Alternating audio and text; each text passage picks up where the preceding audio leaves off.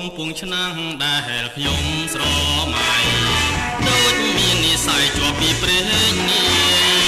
យពេលគេយល់សពទ្រង់ខប់ស្ទើរទេមិនអាចនិយាយថ្លែងប្រាប់គេបានខ្ញុំមិនដែលស្គាល់មិនយល់ទាល់សងតែចិនស្រណងស្ទើរសោះទាំងប្រាណគង់ពងឆ្នាំងធ្វើម្ដេចនឹងបើសិនខកខានខ្សែប្រានជាជាងដំណើរពពោលពងសួនបូផាខ្ញុំសូមញ៉ាសាតាមសសំនាងសន្តានចិត្តខ្ញុំពេញដូចចមរៀងមិនខំមិនលៀងទៀងដូចអង្គរាបើភ្នំសន្ទូចស្ទូចជាប់ចិត្តហើយភ្នំបរិយអើយសូមជួយមេត្តាភូមិត្រកភូមិត្រៀលជួយជាមេបាព្រោះខ្ញុំប្រាថ្នាបំភ្លេចមិនបាន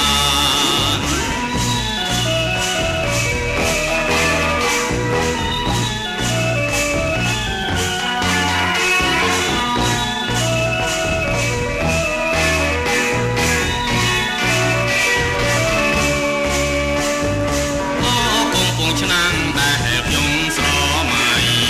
ដូចមាននិស័យជាប់ពីព្រេងនាយពេលគេយល់សពទ្រង់ខំស្ទើរទេមិនអាចនិយាយថ្លែងប្រាប់គេបានខ្ញុំមិនដែលស្គាល់មិនយល់ទាល់សងតែចិនស្រណងស្ទើរសោះទាំងប្រាណគង់ពងឆ្នាំងធ្វើម្ដេចនឹងបានបើសិនខកខានខ្សែប្រានជាជាងដំណើរពពោលពងសួនបូផាខ្ញុំសូមផ្ញើសារតាមសសំនាងសន្តានចិត្តខ្ញុំពេញដូចចមរៀងមិនខំមិនលៀងទៀងដូចអង្គរាបើភ្នំសន្ទូចស្ទូចជាប់ចិត្តហើយភ្នំកងរៃអើយសូមជួយមេត្តាភូមិត្រកភូមិត្រៀលជួយជាមេបា